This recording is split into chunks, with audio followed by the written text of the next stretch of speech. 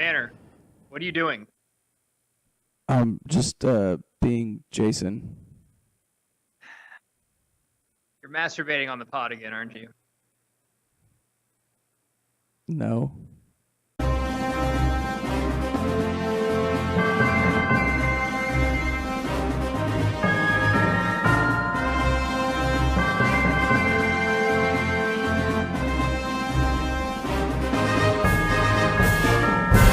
Trick or treat, and welcome in to the Bro 4 Squad podcast. We are fresh out of the theater seeing Halloween 2018, just not the one from 78.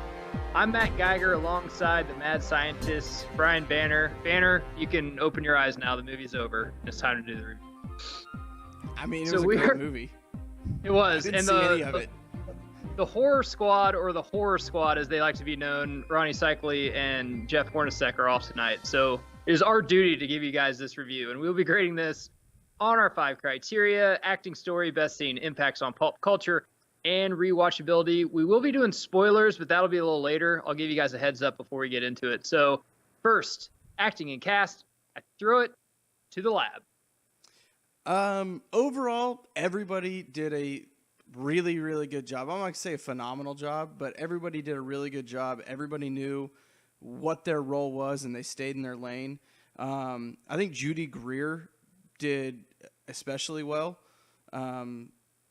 Just kind of being in the middle. I don't think this spoils anything. She is Jamie Lee Curtis's daughter. That's the role that she plays in the movie. So being raised a certain way when your mom had just barely escaped a serial killer, and then obviously that serial killer escaping, playing that role and kind of being stuck in the middle of two different worlds, I thought she did a really good job with. So if you've seen any of the previews for this, it says Halloween is not a good horror movie. Halloween is just a good movie, period. And that's true because there's a lot of character development in this movie. As you touched on, Judy Greer is pretty much good in everything she's in. She's amazing in this, in my opinion. James Jude Courtney, who plays Michael Myers, not with the mask on. He just plays Michael Myers without the mask. You only see the back of him. You barely see his face. It's hard to say he was great acting in this, but it was very well casted, I feel, because we'll get into it in story. Michael had to have been about 60 years old in this movie. 61, I felt that his if we're gonna 61. Be exact. I felt like his physical presence in this was great. Of course, they brought back Nick Castle, the original Michael Myers from the 78 one. I believe he was just in it when Michael had his mask on. But Jamie Lee Curtis, man, I'll tell you, as a big fan of the Halloween franchise and a huge fan of Halloween H2O, I'll have to say her character was better developed in this than in H2O. I really dug that she was just kind of out in the woods. And, well, I'll just leave it at that, because once we get into story, we'll kind of go with what she's doing. We're still not spoiling anything for you. But what did you think about this, just the overall story in this? I thought it was fantastic. I was a little worried about it always makes me worry whenever you have a movie that was good, and then they make 15 after that, and they go, oh, never mind, we're going to forget that even happened, and we're going to make another one. Jurassic Park did this. With Jurassic Park, they forgot Lost World, and Jurassic Park 3 happened. They made Jurassic World. It's essentially what they did with the Halloween franchise. And yet they made it make sense that this is 40 years later. You can recast Jamie Lee Curtis, or you don't have to recast her, and you can slide it right in there, and it's everything makes perfect sense. So all the Halloweens you've ever seen, none of them count but the first one, the 78 one, not even Halloween 2. So take consideration that, and this is not a spoiler, they are not brother and sister in this movie, because the second one, all of those do not count. So they're not brother and sister in this. Which was really funny because they make an offhanded comment about there was a rumor that they were. I kind of like that they brought that up just to kind of dismiss it, because a lot of people like me actually thought when we did our Halloween movie commentary, which you can check out, it's on YouTube and Spotify, I thought they were brother and sister in the first one. After rewatching it, I'm like, no, they just say it in the second one. But Laurie in this movie is basically living in like a holy shit, the new millennium, the aliens might be coming type house. Like, I mean, she's got a basement thing that's kind of a trap door with a bunch of guns, piss They actually jars. filmed it at Cycly's compound. Yeah, it was at Cycly's place, I think. He was down there drinking wine the whole time. He's like, yeah, you can use this. I'll just be over here playing Xbox. He's like, hold on, let me disable the alarms real quick. So since 78, when Michael went after Lori, he's been living in a psych ward for right at 40 years. This was 40 years to the day of 78, obviously, with 2018. And Lori has a daughter, Judy Greer, which Banner already touched on, and she has a granddaughter who's now in high school. So we're going to get into the spoiler section of it. Spoilers, spoilers, spoilers. We're going to spoil some shit. Going into best scene, Banner, tell us. All right, guys. We have lots of mottos on this pod, mainly because we're too drunk to ever actually remember them. But one that always sticks out in our head is the opening scene doesn't have to be the best scene, but it's got to set a tone. Set a tone. It's got to set a tone. And when you have these two podcasters, they get into the psych ward the day before Michael's getting moved, and he pulls out that fucking mask and is shaking it and just yelling, say something, say something. All the other crazy inmates that are, I'm getting goosebumps just talking about it. The dogs are barking. Dogs are barking. All the other inmates are going crazy, and Michael doesn't even flinch, doesn't blink an eye, doesn't do anything. I was like, oh, shit is going down. Doesn't even turn around, but they even said you can feel it. And anyone in Hollywood listening to this, take note on this, because they showed this in the trailer, but they didn't Zack Snyder it and show us the whole fucking scene in the trailer. They actually, when I saw that in the trailer, I'm like, oh, that looks cool, but I bet it's just a really quick scene. No, that was really a long scene, and they did it better than. Okay, so I was actually going to pick that until you did, because I love that scene, but I'm going to pick the end scene. Yeah. Just because there's so much depth, character development in this. So just to kind of spoil a little bit, going back to story. So Lori's daughter, Judy Greer, basically was taken from her when she was really little, because Lori was so fucking nuts that she would just teach her how to shoot and do like hand-to-hand combat and do drills that Michael was coming. So they had this booby trap just set up for him for 40 years. She has been begging for him. She wants him to get out. She does. So this is way different than H2O. She wants him to get out so she can fucking kill him. Like she wants to die pretty much, but she wants to live so she can kill Michael Myers. So they booby trap him down there. Judy Greer starts crying. He's like, Mom, I can't do this. Please help me. So then Michael comes down. He's like, finally, I got her. And Judy Greer has a sick smile on her face, like, I got the son of a bitch, because it worked. And then she fucking shoots him. And then they trap him down there and try to burn him alive. And just everything in that scene, how he had the blood trail when Jamie Lee Curtis was following him up there. Even before that, when he goes through the door and she shoots his fucking fingers off. Yeah, with the that shotgun. was badass too. Yeah, that he only has like 2 fingers now. And the dad in this story, like, does anyone even care about him? They just kind of let his body burn alive in that fucking house. No, like, he was already dead. Jason had killed him out on the fucking in like Michael the yard. Myers, Banner. Michael Myers, not Jason. Yeah, my bad. I'm not even joking. No, I'm saying, does anyone care? Like, when the daughter runs up there, she didn't even like ask, hey, where's dad at? Or they just let his body burn in the house. No one even asked, like, hey, should we maybe get him out? I'm pretty sure he asked to be cremated anyway. Saves everyone money. So there's a lot of great scenes in this. I'll tell you, man, there's a lot of times like you're on the edge of the seat when the babysitter, the little kid comes down. It's like, I saw the boogeyman. He was in my closet. And the babysitter, that was a fucking cool scene. You're gonna fucking die, Dave. It's fucking. I'll tell you one thing, man. You fucking little millennial bitches. You need to quit doing your your curls in your hair and worrying about what gender you are. You need to get in a weight room or something, because you guys aren't gonna fucking survive in these horror films. Yeah. There's none of these cool kids in the film that I'm like, dude, you guys aren't gonna last a second for sure.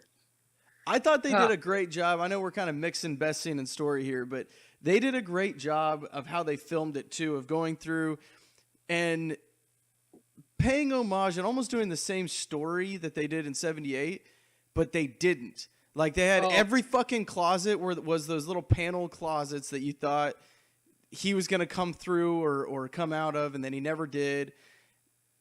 They just did a fucking cool job, man. So to end it, before we go into impacts, to end that best scene, it wasn't the very ending, but when Lori goes over the fucking edge and Michael sees her laying there, and then when he looks back, she's gone. And she just fucking Michael Myers, fucking 40 years in the making. That was badass too. Yeah.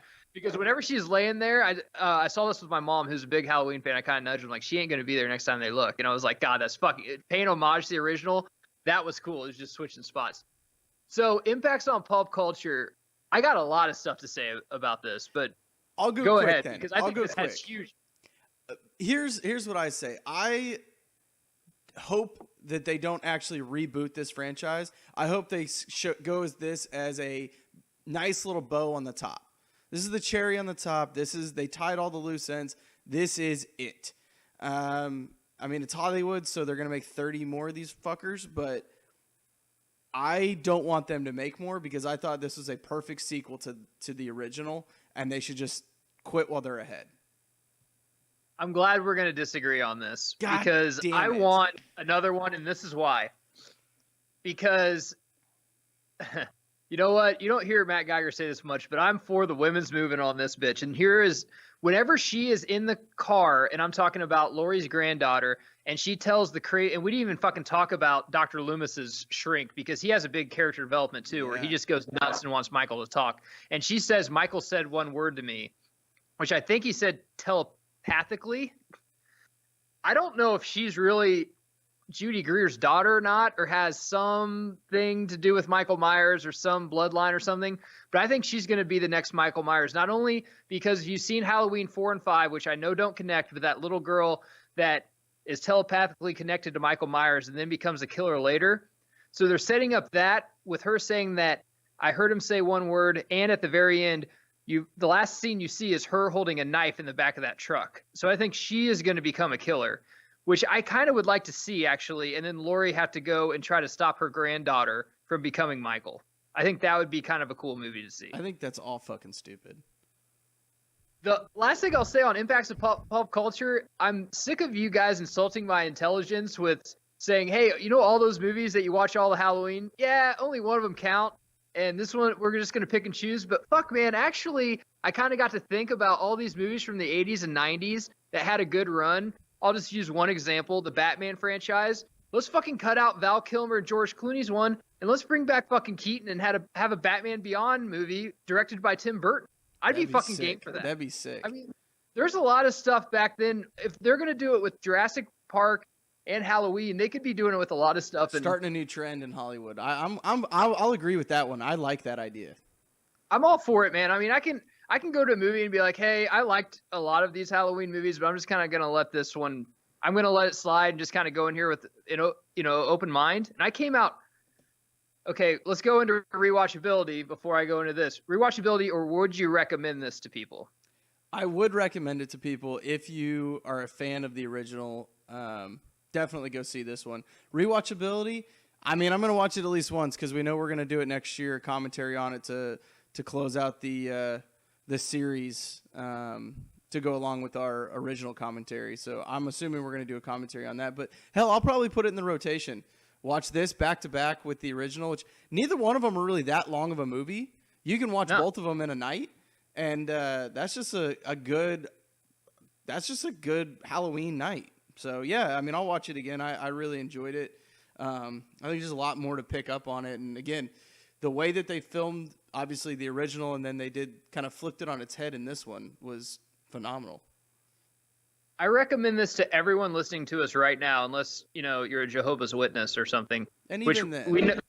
But we have a big Jehovah's Witness listening crowd, I know, for the Broforce Squad. But the reason I recommend this is because we're dropping this, it'll be Sunday, and you got a whole week. It's the weekend before Halloween next weekend, motherfuckers. This is a great movie to go see. Usually the weekend before Halloween, we get a bunch of stupid-ass horror movies with a 9-year-old girl coming out of a fucking TV screen or something that any grown man could just knock out if he wanted to. This is an actual great horror movie with a great story, a lot of character development, a lot of layers. We didn't even get into like all the stuff with his doctor and everything like that. This is a great fucking movie. You should go see it for sure. The fact that a guy that's been in a psych ward for 40 years and they didn't show him doing push-ups. Like, how is he in that good a shape, and how can he just literally lift somebody up off the ground like that? Like, you got. They said they let him get out and exercise, and they feed him a really healthy diet. Don't ever diminish the power of vegetables. Okay. That's what his doctor said when he got out. They've been doing the keto diet, that motherfucker. Jesus Christ. He has a really strict paleo diet. Yeah, he's on the paleo diet, and he gets to exercise like once every couple days. So, And all right, by guys. exercising, he just goes outside. Yeah, and gets chained to a thing, and you can't go within the square or whatever. It's fine. All right, guys, we've been the Broforce Squad. Check us out, website, broforcesquad.com. We're on Twitter. Tweet at us at Broforce Squad. Find all of our content. We're on YouTube, and we're on Spotify now. Pretty big dick. So check us out on either two of those platforms. Until then, we will see you later. For Matt Geiger and the Mad Scientist, Brian Banner. Dude, I feel bad. I keep calling him Jason. I know you're fucking Jeff up too, which is the worst thing. But whatever. Next year we'll probably get a Jason movie.